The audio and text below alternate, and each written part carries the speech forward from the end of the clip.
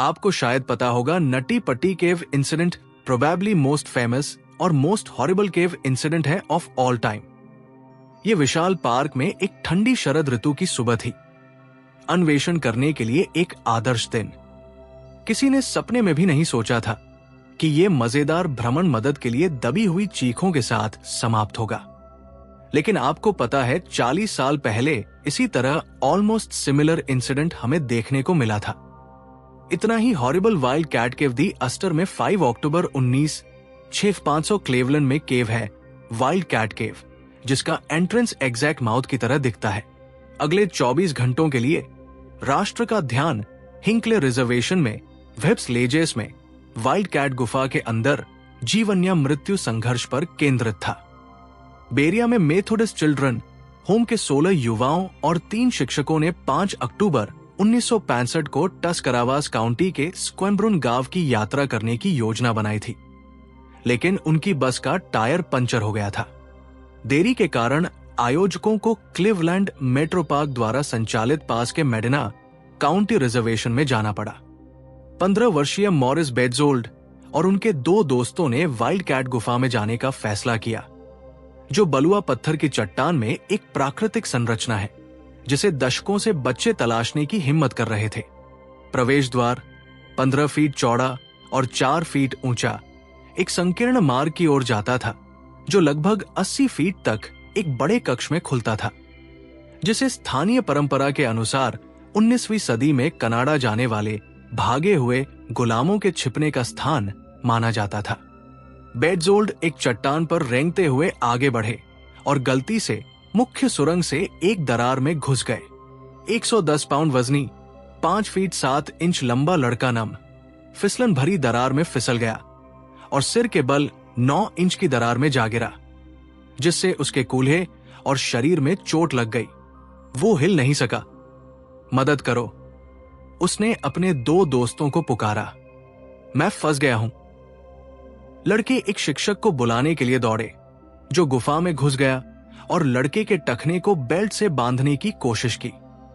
जैसे ही शिक्षक ने खींचा, बेल्ट टूट गई और बेड्जोल दरार में और भी गहराई तक धंस गया। हिंकले में सायरन बजने लगे जब फायर चीफ पॉल चोडेरा ने एक दस्ते को वाइल्ड कैट गुफा में पहुंचाया, लेकिन वे हुक से लड़के को निकालने में असमर्थ रहे। जल्दी बचाव की उम्मीदें धूमिल हो गई। अग्निशामकों ने गुफा को रोशन करने के लिए एक पोर्टेबल जनरेटर लगाया और कर्मचारियों ने लड़के को ऑक्सीजन दी। ठेकेदारों ने 36 फीट पत्थर को ड्रिल करने की पेशकश की, लेकिन भूगर्भ शास्त्रियों को डर था कि कहीं कोई गुफा न बन जाए। डायनामाइट की संभावना को भी खारिज कर दिया गया। दुविधा रात तक खिंचती रही। 200 से अधिक आपातकालीन कर्मचारियों, दर्शकों, रिश्तेदारों और पत्रकारों के घटनास्थल पर इकट्ठा होने से तापमान 30 डिग्री तक गिर गया। जैसे जैसे दिन रात में बदल रहा था, हिंकले फायरमैन की सहायक और हिंकले गार्डन क्लब ने गर्म कॉफी, सूप और मिर्च की आपूर्ति की। अमेरिकी रेड क्रॉस और साल्वेशन आर्मी ने शिविर स्थापित किए। फंसे हुए बच्चे की कहानी पूरे देश में पहले पन्ने की खबर बन गई और राष्ट्रीय टेलीविजन कार्यक्रमों का विषय बन गई। रेडियो प्रसारण में छोटे लोगों से मदद मांगी गई, इसलिए एवलिन पिंकी पेटेट, जो अक्रोन की 5 फुट 2 85 पाउंड की नर्स है, गुफा में गई और रेंगते हुए मार्ग में घुस गई। वो 5 फीट से ज्यादा नजदीक नहीं जा सकी, लेकिन लड़के को सांत्वना देने में उसने लगभग 3 घंटे बिताए। अक्रोन की अनुभवी गुफा खोजकर्ता टेरी ब्राउन ने गुफा की छत पर एक धातु की अंगूठी के साथ एक तात्कालिक चरखी तैयार की। बचाव दल ने खींचा और खींचा, लेकिन बेड्जोल्ड केवल कुछ इंच ही आगे बढ़ा। पूरी रात बचाव दल लड़के को खुश करने की कोशिश करते रहे। शुभचिंतकों ने बेड्जोल्ड तक पहुंचने के लिए अलग अलग तरीके आजमाए। दर्जनों छोटे लोगों ने सहायता की और कई गुफा में घुसे, लेकिन वे पर्याप्त रूप से पास नहीं पहुंच पाए। सुबह यूएस वायुसेना ने वाशिंगटन डीसी में नेशनल स्पेलोलॉजिकल सोसाइटी की एक टीम को उड़ाया। तब तक बेड्जोल्ड 24 घंटे से ज्यादा समय तक बिना भोजन या पानी के रह चुका था। मशीनिस्ट कर्टिस पेक और उसके चाचा पॉल पेक ने किशोर के ऊपर रस्सी के लूप लगाने, उसे फिसलनदार बनाने के लिए उस पर ग्लिसरीन का घोल डालने और फिर उसे सपोर्ट बोर्ड पर उठाने की योजना बनाई। अक्रोन के अग्निशामक जिम और रॉबर्ट हाउड ने पट्टियां डिजाइन की।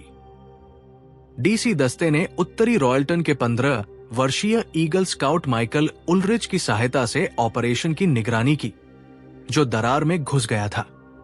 मैंने उस पर एक रस्सी फेंकी और वह उसे अपनी बाहों पर खींचने में सक्षम था।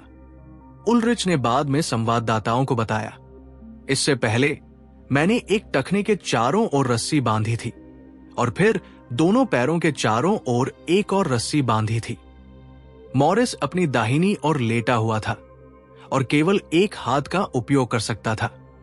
वहां काफी तंग और डरावना था। बेटजोल्ड कुछ बार फिसला, लेकिन ऊपर से जोरदार खींचतान के बाद वो मुक्त हो गया। जब बच्चे को कंबल में लपेटा गया और 24 घंटे से ज्यादा समय बाद उसे गलियारे से बाहर निकाला गया तो जोरदार जयकारे उठे। जब बच्चे को प्रतीक्षा कर रही एम्बुलेंस में ले जाया गया तो सैकड़ों दर्शकों ने तालियां बजाई। फॉल्स चर्च, वर्जीनिया के बचावकर्ता माइल्स ली ने कहा, एक सामान्य व्यक्ति बचाव से बहुत पहले ही हार मान लेता या मर जाता। जब हम दरार से बाहर निकाले जा रहे थे तो मैंने लड़के को अपनी बाहों में लिया। मेरे चेहरे पर आंसू बह रहे थे। मैं रोने वाला बच्चा नहीं हूं। मैं वास्तव में इसे समझा नहीं सकता। यह बस एक बहुत अच्छा एहसास है। एक सबक सीखा। बेटजोल्ड को मेडिना कम्युनिटी अस्पताल ले जाया गया, जहां उसे थकावट, गाल पर एक बड़ा घाव और हाथ पैरों पर कट और खरोंच के निशान के लिए उपचार दिया गया। उसे एक बड़ा भोजन भी खाने को मिला। अस्पताल में साक्षात्कार में उसने स्वीकार किया कि उसे नहीं लगता था कि वो गुफा से जीवित बाहर निकल पाएगा। जब वे मेरे पास रस्सियां नहीं ला पाए तो मुझे लगा कि मैं निश्चित रूप से मर चुका हूं। उसने कहा, मैं निश्चित रूप से डर गया था। मुझे लगा कि यह निराशाजनक है। उसने बचाव में मदद करने वाले सैकड़ों स्वयं सेवकों को बार बार धन्यवाद दिया। ये पूछे जाने पर कि क्या वो कभी गुफा में वापस जाएगा, उसने जवाब दिया, मैं नहीं, लंबे समय तक नहीं। पार्क सेवा ने बेटजोल्ड के मुक्त होने के कुछ घंटों बाद वाइल्ड कैट गुफा के पीछे डायनामाइट से हमला किया। आखिरकार प्रवेश द्वार को स्थायी रूप से कंक्रीट से सील कर दिया गया। अब कोई भी बच्चा वहां नहीं फंस सकता। बेटजोल्ड के नाटकीय बचाव को 50 साल हो चुके हैं। बीकन जर्नल ने उसके कुछ रिश्तेदारों से संपर्क करके उसके बारे में जानकारी ली, लेकिन दशकों से उनका उससे कोई संपर्क नहीं हो पाया। लाइब्रेरी में खोजबीन करने पर भी कोई नतीजा नहीं निकला। अब उसकी उम्र 65 साल हो गई होगी। उस बहादुर बच्चे का जो भी हुआ, हम बस यही उम्मीद कर सकते हैं कि वो फिर कभी ऐसी मुसीबत में न फंसे। हम इस चैनल पर ऐसा ही वीडियो अपलोड करते रहते हैं। अगर आप ऐसा वीडियो देखना चाहते हैं तो हमारे इस चैनल को सब्सक्राइब जरूर करें और इस वीडियो को लाइक भी जरूर करें।